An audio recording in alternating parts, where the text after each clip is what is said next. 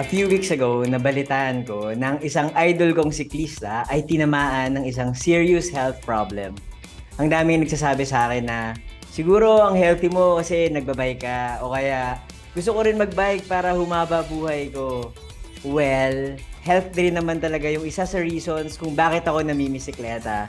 Pero to be honest, it's not just cycling that would help you achieve that totally healthy lifestyle. Nandiyan ang food, sleep, and yung environment mo. Pag-usapan natin yan. This is Buji Babiera and you are listening to Tambike Session, an anima podcast. Kasama ko yung idol kong siklista na sinasabi kanina. And after a terrible health experience, he's slowly getting back to cycling. Pag-usapan natin ang nangyari sa kanya at ang kanyang mga realizations. Let's welcome Mot Rosay. Hi Mot, welcome to Tambike Session. Thanks for inviting me, Buji. I'm glad to share my experience kung ano nangyari sa akin. Grabe Mot, nakikita lang kita sa Instagram na ah, bumabike at achieving milestones sa iyong cycling lifestyle. And then, nakita ko na lang all of a sudden, biglang nag-post ka na you just survived a terrible health problem. It's called the mini stroke, di ba? Ano bang nangyari sa'yo? Can you tell us what happened and kailan to nangyari? Ano yung ginagawa mo? Sino yung makasama mo during that time? So yes, it's called the mini stroke or sa mga doktor ang tawag nila is transient ischemic attack. Oo. Oh, may So ganun pala. yes. So or layman's term, yun nga, mini stroke. So basically, happened to me last July 16. I was supposed to bike. So sumilip lang ako sa window. Sabi ko, ay, umuulan. So that was like the past few weeks, puro bagyo ang dumarating sa atin. Pilipinas, yeah. Tapos, ay, bumabagyo or umuulan. Sabi ko, oh, pass muna ako. Pagkatapos noon, dumiretso lang ako sa CR. Then, wiwiwi lang ako. Normal lang. Pero wiwiwi lang ako. Tapos, nakaupo lang ako. Maya, habang nagwiwiwi ako, hawak ko lang yung phone ko. Then, I was just browsing my phone. And then, what I've noticed, a few minutes, habang nakaupo ko, gumaganyan yung phone ko, yung hand ko, parang ang lambot. Parang, ba't ang weak niyang hawakan? Parang yung grip ko sa phone ko, parang yung humihina. So, ngayon, nilipat ko sa left hand ko. Mhm. Dun sa left hand ko, stable naman siya. So, tapos na ako mag-lift. Ah. My boxers are on the floor. Tinaas ko yung boxers ko. Napansin ko, my left leg was strong, pero yung right leg ko was weak. So, nahirapan akong tumayo at that moment. Pagka tayo ko, doon ko na-realize parang ba't nag-jelly yung legs ko. So, sabi ko, baka hindi pa ako nakakainom ng tubig. Kaya siguro, or pinupulikat ako. Wala ka pang ano. Oo, Baka ngayon, nagbabike ka sa panaginip mo. and then, kaakyat ko, I was just holding sa door stills at saka sa Mhm. doorknob. Tinatry kong itaas yung boxers ko. Ang maganda naman doon, strong pa yung pag-iisip ko. Hindi naman ako nahihilo. Pero I was aware na medyo mahina yung right arm ko, pati yung right leg ko. Now, Mhm. I was about to walk na about 3 steps papunta sa chair sa kitchen namin. Gusto ko lang umupo. That was the time sabi ko, it's very challenging maglakad Mhm. going to the chair. So that was like 3 steps lang. Pagka upo ko doon, sabi ko, tinitignan ko yung oras and as much as possible, sabi ko, dapat hindi ako matumba. Kasi it will be a different story kapag natumba ako. Kasi baka mamaya mabagok yung ulo ko. So, I was just there on the table, naka-stable lang ako gano'n, nakaupo lang ako ng straight, tapos I tried to drink water. And then from there, sabi ko, there's something wrong. Ang ginawa ko, first thing in mind, ginawa ko, sumigaw na ako sa wife Mhm. ko. At tawag ko kasi sa wife ko dito sa bahay, at tawag ko mami. The thing here, the first word that came out from my mouth was, sabi ko, napansin ko, it's yung pagbikas ko ng mami is very slurred. So, Oh. sabi ko, mama, mama, instead na mami, mami. So, that was Oo. very different. And sabi ko sa isip ko, sige, try ko yung Lala kasi Lala naman talagang name ng wife. So the good thing, I was able to speak naman, Lala, Lala. So nagsisigaw ako dito sa kitchen. And baka sa kasarapan ng tulog ng wife ko, hindi siya magising. Ang ginawa ko, I tried to slide down from the chair and trinay ko gumapang papunta sa kwarto. Wala, gumagapang ka na. Gumapang na ako kasi baka mamaya hindi ako marinig habang baka they were still sleeping. And this happened pala at 5 a.m. So gumagapang ako doon diyan sa floor, and while gumagapang sumisigaw lang ako lagi ng name niya. Mm-mm. Then doon ko na napansin do, half of my body is dead weight. As in, hindi ko siya magalaw. Like, Right doon na side. yung time na sabi ko, parang, yes, doon na ako inaatake ng mini stroke. Good Mm. thing, narinig ako ng wife ko, lumabas siya kagad, that within 1 to 2 minutes, nakita niya ako sa floor, kasi nakadapa. And as much as possible, yung ulo ko, kapag nahihilo ka, wag kang tutungo. Oo, Yeah. baka mas mahilo ko lalo. Kailangan as much as possible level your head. So, ganun din yung pag-iisip, yung mindset ko. So, sabi ko, kumuha ka ng 2 unan, ilagay mo sa likod ko. Buti nakakapagsalita ka pa. Yes, but the thing here, yung wife ko, she noticed na talagang bulol na ako magsalita. I Talagang see. hindi niya ako maintindihan. Sabi ko, kukuha ka ng 2 unan, pero hindi niya maintindihan.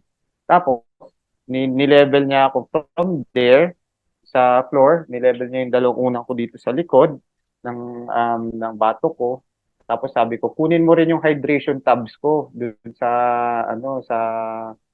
aparador para baka kulang lang ako sa electrolyte. Yun yung hydration tab na iniinom ko sa cycling kapag long distance ako. Nung nakainom na ako, so nag-rest lang ako saglit, then yung wife ko kinontak yung parents ko kasi which is sa kabilang bahay lang. And Mhm. then ayun, nakita na ako ng dad ko. Good thing gising yung dad ko noon at they tried to calm me down, tsaka na ino-observe lang ako doon. Tapos in 5 to 10 minutes na regain ko na Right yung mo. right part ng body ko. Oh, I see. Okay. Which is good. So the good thing, nakaupo na ako doon, nakasandal lang ako sa poste. Tapos from there, under observation pa. Kasi ang kinakatakot ko doon, baka anytime baka atakihin ako uli. So, from there, our decision was, isugod ako nila sa hospital. The good thing, I was able to stand up slowly and nakapaglakad pa ako hanggang garahe, hanggang kotse. So, yan, sinugod na ako at around 6 a.m. sa Perpetual Health dito sa Las Piñas. And based from the interview ng ginawa ng emergency doctor or the ER doctor there, yung findings nila na nangyari sa akin is yun nga, nangyari yung transient ischemic attack or the mini stroke. Oh. I was admitted for 3 days and 2 nights For observation. under observation. Pero hindi na naulit yung pagiging paralyzed nung body mo. Yes, that's correct. So far of my 4 weeks or almost a month na, hindi pa naman naulit. On the second day, sinabihan lang ako ng doktor na kasi baka pwedeng maulit. Oo. So, ang in-advise lang sa akin, mag-ingat lang. Oo. Pero before this, Mot, may mga history ka ba na ganyan, na napaparalyze ka, or meron bang history yung family mo ng stroke? Actually, yung dad ko has a history of high cholesterol. Mm-mm. Mm. And high uric acid, which is different naman yun from the stroke. Oo. Nalaman ko pala lately that yung kapatid din pala ng dad ko nagkaroon ng ganong incident way back Mm. before. So, I think it runs on the blood or it runs in the family. Mm. So, right now, I'm aware na dun sa cholesterol namin na ganun pala yung namin, yung lahi namin. Yeah, yeah. So, prior to that, first time mangyari kasi sa akin to eh. Mhm. I had few checkups couple of years ago, siguro mga 2 years ago. Kasi dati, inaatake naman ako ng gout. May ganun ka. I see. Chinek ko, nasa borderline na pala kumbaga, nasa borderline high na yung cholesterol ko. I just try to stay active. Oo. Yeah, yeah. Kasi 'di ba may notion tayo na, hindi, sige, gagawin ko lang, exercise lang ako. That would be that would compensate all of these bad things that's happening inside me sa physical health ko. May ganun din ako minsan na, sige, papadyak ko na lang, okay lang yan. Kasi I'll be healthy kasi pumapadyak ako, tumatakbo ako, ganyan.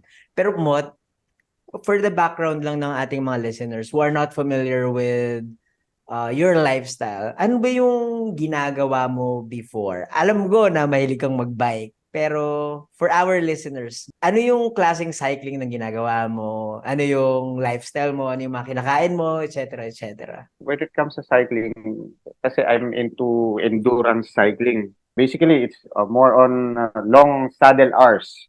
I participated sa mga event na ODAX Oo nga idol talaga, grabe. ever since way back 2018. Yun na talaga yung gusto ko, more on long distance talaga. Kasi mas doon ako relate or mas doon ako nag-enjoy when it comes to cycling. When it comes sa nutrition, I have history na ginagout ako 2 years ago. From there, I stopped already eating beef, red meat, and burgers. Doon ko rin napansin na every time I do eat those food, nagtitrigger ang gout ko. At the next day, talagang sobrang masakit. Masakit yung, nagti-flare up talaga yung gout ko. And also, I do no longer drink beer pala kasi it does have yeast. Anything that contains yeast, iniiwasan ko. Oo. Mhm. What happened to me prior dun sa mini stroke, out of convenience na rin, ay hindi maiwasan na kumain ako ng fast food, Yeah, yeah, yeah. kumain ako ng prito kasi they're easy access eh. Oo. So, yun, I think those are the few things na trigger dun sa ano ko sa mini stroke or yung dun sa nangyari sa akin. Siguro tumaas na yung cholesterol level ko. And take note, I'm not prior to that, wala akong maintenance meds. So, this after dun sa nangyari, dun pala ako nagme-maintenance meds. Mm. Well, to be fair, kasi yung work mo, di ba, as a creative, as a photographer, sometimes on the go yan eh. So, kung ano lang yung accessible, pinakamadaling makuha, yun na yung kakainin natin. Yun na yung i-consume natin. And mahirap din na kapag walang history ng ganito or hindi mo panay experience yung mga terrible things like this, may pag-iisip na, oy, hindi ako magiging mindful with what I eat kasi I'm healthy naman, okay naman ako, and masarap to eh. Alam mo yun, this sinful food, this Yes. sinful diet, parang, okay lang yan. Ako personally, parang, for example, eto, meron akong kinain ko daw isang buong box ng junk food na yan. Kasi sabi ko, hindi papadyak naman ako mamayang hapon. Pero alam ko, deep inside na, mali yan. Mali yung ginagawa ko. Kaya nga, nakakatuwa na nalalaman ko to from you. Kasi parang it reminds me na, Lester, kailangan mo nang maging mindful sa mga kinokonsumong pagkain. And nakakainis nga kasi meron na ring history yung family ko ng ganyan. My mom survived a mild stroke a few years ago. And for me as her son, I was really worried.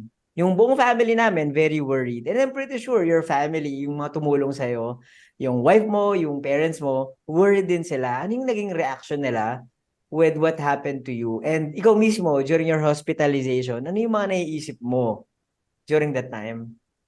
That was always in my mind nga yung worry. Nung naging worried ako, syempre, first and foremost, ayoko mabaldado. Oo. Mhm. Yun yung lagi kong iniisip. Tsaka, I don't want to be a burden after the mild stroke. Buti, yun nga yung nangyari at hindi ako napuruhan. Oo. Or like, yun yung sinasabi nila na maging alagain sa bahay. Oo. Thankful for that. Ang lagi ko wino-worry syempre yung family ko.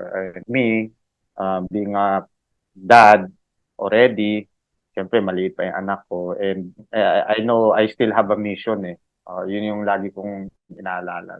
Mhm. This is like a reminder eh. Siguro niyanig lang ako ni Lord eh. Sabi niya, Mot, itigil mo na yan, kakakain mo ng mga masasamang mga pagkain. Mhm. Ang reaction naman dito sa bahay, well, they're a bit worried, pero kaya niyan, after nung nangyari, we just need to really adjust sanay kami mag-adjust dahil, of course, yung nangyari din sa dad ko eh. So, Mm. we just really need to turn things around, change of lifestyle, especially on the nutrition part. Mm. Gaya nga ng sabi mo, siyempre as creatives, minsan we want convenience eh. Gusto natin ng easy access sa mga pagkain eh. This time, when it comes to the food or the nutrition, kailangan na ng planning. Kailangan i-plan ahead na yung araw kung ano yung kakainin. Yeah. Natuwa ko kasi last weekend, I was able to shoot na. So, Oh, good thing, nice. good thing, di ako nahilo.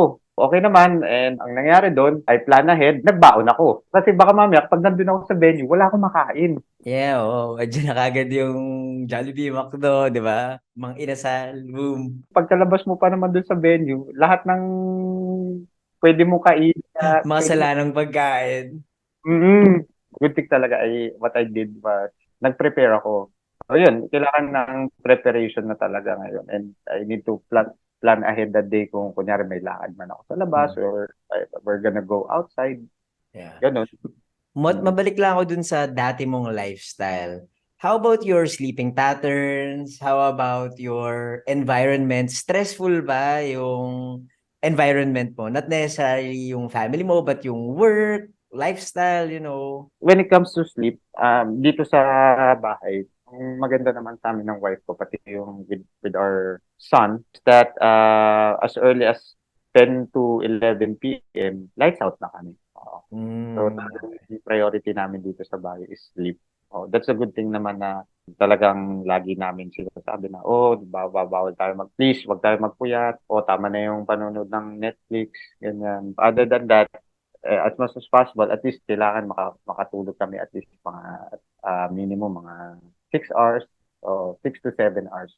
Straight yun. The other one was kung stressful. Well, lately, it's been stressful lalo sa creatives. Kasi Yeah. it's been really a challenging world na ginagalawan natin. Tama yan. Kasi you need to get accounts, or you need to get clients. Um, Yeah. lagi kang nag-aalala or lagi kang nagdadasal or what can I do to gain more clients. Replenish the things that was lost during the pandemic. Exactly. Kasi ganun yung literally ganun nangyari sa amin mga mga nasa industry. Talagang hindi ko sinasabi na wipe out, pero let's just say talaga parang it was really a mind changing. Hindi mo maiwasan masabi na yung ginagawa mo as a creative nung during pandemic, parang non-essential ka eh. Yeah, yeah. Doon talaga ako napaisip. When it comes sa lifestyle naman, when it comes naman sa sa lifestyle, I make sure that I have time for my son. Oo. Ayun, umaga at hapon talaga we go outside sa park. Mot, kailan dumating sa isip mo during the time of your hospitalization na makakapag-bike pa kaya ako? Tinanong mo ba yun sa doktor? Yes, actually, good question. And that was my golden question nung bumalik ako sa doktor. Bumalik kasi kami sa doktor after 3 weeks. So that, siyempre, just to have like a check-up kung how am I doing. So yun, nagtanong lang, oh sir, kamusta ka na? Kamusta po yung, yung pamumuhay? So far, sabi ko, I gave him yung observation ko. And they check naman, very normal naman yung BP ko. Before I left the hospital, tinanong ko yung question na, Doc, makakapag-bike pa ba ako? Or pwede ba ako mag-bike? Sabi ko, pwede, sabi niya. Yun naman, pwedeng pwede. So, laki ng ngiti mo niyan. As in talagang nakakatawa kasi nagtinginan pa kami ng wife ko. Sabi ko, oh yan, pwede ha. Nako, ayan, oh. May approval from the doctor. Pwede ka nang bigyan ng Oo, visa. exactly. Pero, kailangan moderate lang. Oo. Hindi ko na magagawa yung yung matitinding ahon. Oo. Yung mga yung gradient, mga double digit. Hindi ka Hindi na ko na, pwede mag-Timberland. Hindi ka na pwedeng magsampalok. Hindi pa muna pwede. di pa muna pwede. Pero, I mean, importante makapadya ka uli eh. Yun yung pinaka-importante sa akin. May hinahanap ng katawan mo din kasi kapag for a long time na hindi ka nakakapadyak eh. Bitamina mo kasi siya eh. Yun talaga. Yun ang healthy vitamins ng mga siklistang pagpadyak. Vitamin B. bisikleta. Vitamin B, bisikleta, tama yan. So, pinayagan ka niya, pero limited lang, very moderate lang. So, ano nang ginagawa mo ngayon? Paano na yung biking lifestyle mo ngayon as you slowly go back sa saddle? Usually how I plan out my week dati, nakakapag-bike ako at least 3 times in a week. Saan ka Ganun ako. nagbabike? Sa Tokwahan? Ganyan? Saan? Kasi since I'm based here sa South, mas madalas ako sa Silang, Tagaytay, Naku, Santa Rosa. ahon. Medyo maahon-ahon na part. And mga Conchu, mga ganyan. Ngayon, syempre, hindi ko na muna magagawa yung mga ganung bagay. When it comes to sa yung recovery stage, right now, parang ang plan ko lang muna at least 2 times a week lang. And then, mas madalas ako sa Danghari lang, Dangrina. How many hours? 2 hours lang, maximum. Ang ginagawa ko, at least on half of the, kumbaga ko dyan, may 2 hours. Yung pang first hour, nagpapahinga muna ako saglit. Ayoko lang mabigla eh. So far, nakakatatlong labas pa lang ako. And good thing na wala pa naman ako nararamdaman. And also, yun pala, bawal ako lumabas ng walang kasama. So, I make sure tatanungin ko muna yung kaibigan ko, magbabike ka ba ngayon? Sabi niya, pwede ba ako sumama o pwede mo ba ako samahan? And good thing naman kadalasan ng mga kaibigan ko and they would love to see me na, tara bike tayo para makapagkwentuhan man lang tayo kung anong update, ganyan. Oo nga eh. Ako sama mo ako minsan. Sure. No problem. Dalaw tayo sa South. Dadalaw ako dyan sa South. Or baka si Mrs. pwede mo na siyang budulin sa pagbabike. Pwede rin. We tried. We We tried. tried. Baka Pero, naman. Eto mo, siguro last questions ko na. Do you think that something will change sa pamimisikleta mo, especially when you're fully recovered na? Or you think makakabalik ka ulit sa ahon, maybe another Audax? yeah, actually, it's a good question. Kasi pag ganyan sa cycling, minsan may goal din ako eh. Kasi ganyan, like this year, sabi ko, gusto ko maging super randonneur sa Audax. So, which it happened. Na-meet naman. Supposedly, goal ko naman next year kasi since natapos ko na yung Audax yung personal goal ko sa Audax. Next year, sana gusto ko mag-gravel. This happened. So, sabi ko, teka, I think I need to slow down things muna. Baka madedelay. Kasi iba ang intensity kapag gravel eh. Kung may mababago man, siguro I just need to plan ahead right now kung ano yung magiging activity ko. Definitely medyo magiging bago yung cycling duration ko. Kahit maikli lang, pero at least nakakapadyak ako. As of the moment, yung pag-iisip ko, parang importante lang sa akin ay bumalik lang yung lakas ko. Pero not siguro I might be joining any event soon. Like yung talagang gusto ko more on endurance cycling. When it comes sa nutrition, yung pinaka priority ko right now. Maraming nawala sa mga usual kong kinakain na hindi na pwede i-consume. Aminado ako when I was still doing ODAX or like kunyari mga long ride, malakas ako sa soft drinks kasi kailangan. Nako, sugar. Oo, sugar. Exactly, like Mountain Dew, ganyan. Yun yung mga bagay na hindi ko na magagawa ulit. What's the biggest realization? Like what you mentioned a while ago, hindi porket bike ka ng bike, mababurn or like mababawi yan. Na totally healthy ka na talaga. There's no assurance, to be honest. As far as I've read a lot of articles, nutrition talaga, nasa nutrition talaga. So, 60 to 70% ng lifestyle natin. Support lang ang exercise, ang cycling. Yes, for me. For me, for me right now, mangyayari, cycling or any exercise is going to be a support. Support. Or para lang lumakas lang yung katawan mo. Importante kasi dumadalo yung dugo mo sa katawan. Tsaka nakaka-happy siya. That contributes also to your wellness. Yes, exactly. And yung happy hormone, sabi nga. For this year, importante lang siguro is bumalik na yung lakas ko. But I don't think that I'll be doing the same things that I've done before. Like kalahating araw, wala ako sa bahay. Ako, nilimit ko na rin sa sarili ko muna as of the moment. 2 hours ka lang. Oo. 2 hours. Your golden question sa doctor mo ay, makakabalik pa ba ako sa cycling? Ano ba sa'yo ang pamimisikleta? Ano ba yung biking for you? Kasi lifestyle, ano siya kinalakihan ko. Kumbaga, I've been biking for almost 12 years na rin eh. It's been part of my lifestyle. Nakakatawa isipin, kahit natutulog ka, naiisip mo pa rin siya eh. It brings joy and It brings joy. aminin natin, nakakawala siya ng stress sa totoo lang. It's really a good outlet for me. Kapag nasa saddle ka, malaya ka. Alam mo yan, totoo yung sinasabi nila na nakaka-let go siya ng mga stress sa buhay. Mga problema. For the meantime, nawawala, hindi mo naiisip. It's like a simple escape from the real world eh. Ang ganda. Mot, I'm really happy na you're on your way to full recovery and maraming salamat for sharing your experience. Alam mo, ang dami kong natutunan at ang dami kong realization. Habang kinikwento mo kanina yung about nutrition, about how you rethink the way you consume food, napapatingin ako dun sa mga mga instant noodles na nabili ko ngayon, sa mga chichirya na binili ko kahapon sa grocery, na parang okay.